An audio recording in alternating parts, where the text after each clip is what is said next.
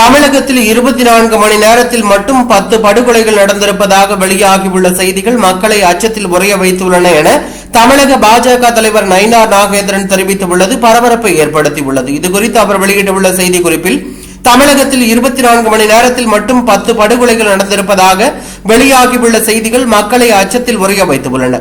அரசு மருத்துவமனையில் சிகிச்சை பெற்று வந்த ஆசிரியர் குத்தி கொலை, நகைக்காக மூதாட்டி ஒருவர் கழுத்தை நெரித்து கொலை, மது போதையில் இளைஞர் ஒருவர் கொடூர கொலை என நீளும் இந்த பட்டியலில் கொலை உண்டவர்களில் பாதி பேர் பெண்கள் என்பதும் மீதி கொலைகளின் பின்னணியில் போதை இருப்பதும் அலங்கோல ஆட்சிக்கான அவலச் சான்றுகள்.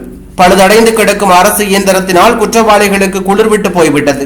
மக்களுக்கு ஆளும் அரசின் மீது நம்பிக்கை இத்து போய்விட்டது.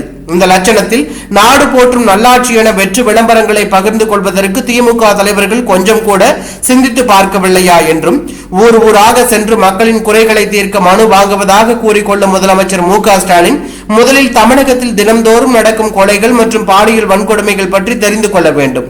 தனது ஆட்சியில் என்ன நடக்கிறது என்பது தெரியாத ஒருவர், தனது ஆட்சியின் அவலங்களை நம்ப மறுக்கும் ஒருவர் முதலமைச்சர் அரியணையில் தொடராம அமைதி பூங்காவாக திகழ்ந்த தமிழகத்தை இன்று ஆயுதங்களின் கிடங்காகவும் கொலைகளின் கூடாரமாகவும் மாற்றிய திமுகவை ஆட்சி கட்டிலில் இருந்து அகற்றினால் மட்டுமே இங்கு அறம் மலரும், சமூக நல்லிணக்கம் சாத்தியமாகும் என்று அறிக்கை தெரிவித்துள்ளது பரபரப்பையும் அதிர்ச்சியும் ஏற்படுத்தியுள்ளது.